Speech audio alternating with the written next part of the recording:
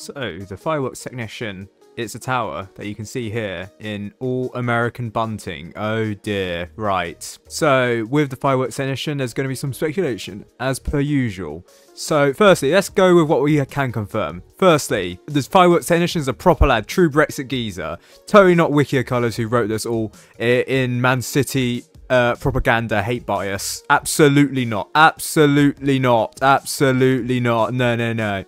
The fact that there is a placeholder image and people still genuinely think that you need to beat Man City to get the Firework Technician is crazy. Anyways, what you actually need to do is, it's a mission quest tower, and I assume it's going to be a limited time. So if I were developers, I would probably make it a mission quest that only appears around the week of New Year's. So it might be like what the Necromancer was meant to be, which was a returning tower during the Halloween period, which was actually meant to be returning for the 31st of October every year. But the Fireworks Technician probably is going to be a returning mission quest for the New Year's, hence why it's being released on the 30th of December 2024 in a mission quest. Now, you can take as long as you want for mission quests. So some people who still have not completed, say, Please Defense Simulator, because it takes a while for these things to happen, and also not everyone has access to hardcore mode. But that does mean if you want to get the Firework Technician, which I assume is going to be a limited time quest, then you would need to abandon that Please Defense Simulator quest, which you can't get back, and then complete the Firework Technician quest. Now, this is going to be the first quest that gives you a tower. All other mission quests, they've given you a skin for a tower, not the tower itself. Because of that, I actually don't know what the quest could be about, because what towers could they be for if, assuming that you don't have the Firework Technician? Because most of the other mission objectives have required you to have the tower, so they've always played into, okay, so for example, the farm, it's generate 500,000 cash with the farm, or place down 8 max farms in hardcore mode. Firework Technician, how are you going to relate it to that? The only way I can think that a mission quest could relate to this is if it's a similar tower to something. And if you ask me, this looks like a cannon of sorts. In fact, it looks like a mortar of some sort. Like, if you go here, look at this cannon here, and then look at this cannon here. Yes, it's angled differently. This one's facing forwards, and this one's facing, like, kind of backwards. But it looks like an explosive tower of some kind. And now, knowing that fireworks have gunpowder in them and can explode, yes, many people are speculating that this is going to be some sort of ground mortar. However, additionally, this is an event tower, I assume. I don't think it's going to be a permanent tower. Therefore, I don't think it's going to be as good as the Mortar or the Rocketeer. Well, I don't know about the Rocketeer. The Rocketeer is like one of the lesser used towers in the game. But the Mortar, I don't think it's going to be as good. It's not going to be as good as the Mortar, because that's just the nature of event towers. They normally have their own niche, and they're not as good. That being said, though, that doesn't mean there's not going to be a gimmick with the Firework Technician. Could be some sort of pushback with the fireworks. After all, they're explosives, and we've seen it with the Halipunk, they push enemies back. Could also be the building of these cannon things, because after all, it doesn't look like the Technician has any role in actually firing this cannon. Also, it's called the Fireworks Technician. The Technician here, could it be the Technician building the cannons itself, much like the engineer builds the sentries? Now, most people are predicting it to not be good, because again, most event towers aren't that great. To be fair, I also expect the same thing. I expect there to be some sort of placement limit. City's wins in the last 11 matches. That's what, 1 against Nottingham Forest. How did Nottingham Forest lose to this shit Man City team? Its placement cost, the GDP of Botswana. What is the GDP of Botswana? I actually don't know. $9.4 billion US. Okay, it's not going to be that much. So I'd expect it to be around, I don't know, 800-ish. Would it be a starter tower though? If it was like one of those early game towers, it might be a 500, 400 cost tower, as we've seen with other Snowballer or the Halipunk. But then it could be something like the Elementalist or the Harvester, where it's about 800. Then obviously the selling cost, the GDP of the Pitcairn Islands is what?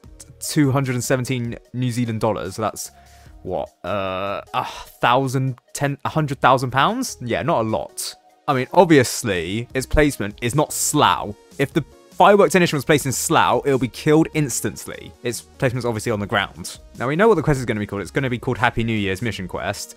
It's not, I don't know if it's going to involve some fireworks, because none of the towers in the game have anything related to fireworks. There's a fireworks emote, yes, but there's no way that such thing would actually relate to an emote that most people cannot actually get. I mean, sure, in the New Year's event or New Year's update, I'd expect the emote to come back on sale for like a limited time only, because that's what they've normally done previously. On the 1st of January 2023 and then the 31st of December 2021, that's for 2022, they've always come back for about 200 Robux. I expect the same to happen here. But as a mission quest, I expect the Firework Technician to also cost Robux to unlock, to skip all the quests. I'd expect it to be around 799 Robux, 699 Robux, probably be more expensive than a skin. Then again, they could be generous and put it for like 399 or 499 Robux if it's like one of those easy mode-ish towers, such as the Hallopunk or the Snowballer, because the Snowballer is about less than 300 Robux. It's 249 Robux, and I believe the Hallopunk was not much more than 300, and the only reason why it costs 300 is because the objectives, oh okay, it's 400, is because you needed to beat 3 maps on easy mode, whereas the Snowballer you only required 1.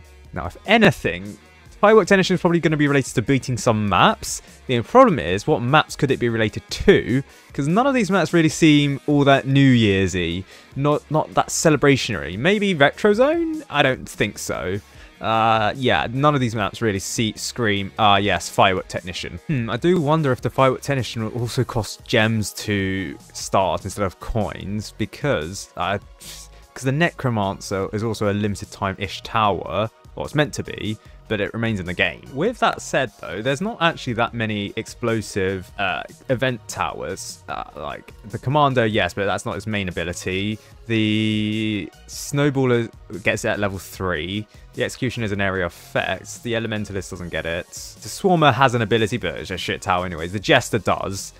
It's like the Jester and the Hallopunk are the only ones that are actual explosive towers using it as the main DPS. So could the Firework Technician possibly be a high level or mid to end game tower for explosives? You'll have to see. Other than that, there's not actually that much leaked about the Firework Technician other than this image, which we can only infer from the canon. There's also going to be fireworks every hour on the last day of 2024 / well, it's going to be, I assume, UTC 00 on the 31st of December. Every hour after that, they assume that there's going to be a new city that goes into New Year's. So it will be like Auckland, then Melbourne, then Jakarta, then Manila. And I'm just mentioning countries where I know some audience members will comment, oh, I'm from that country. So Philippines, Malaysia, Vietnam, Indonesia.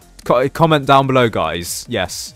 Oh, and before I forget, there'll probably be the Fireworks modifier that celebrates the 4th of July. That's going to be released on New Year's Day, because the developers can't really change the Fireworks description away from the happy 4th of July. They just automatically use it for New Year's. But no, leave your thoughts on what the niche and the gimmick for this tower is going to be. I don't expect too much from it, because the developers have released so many towers in this year.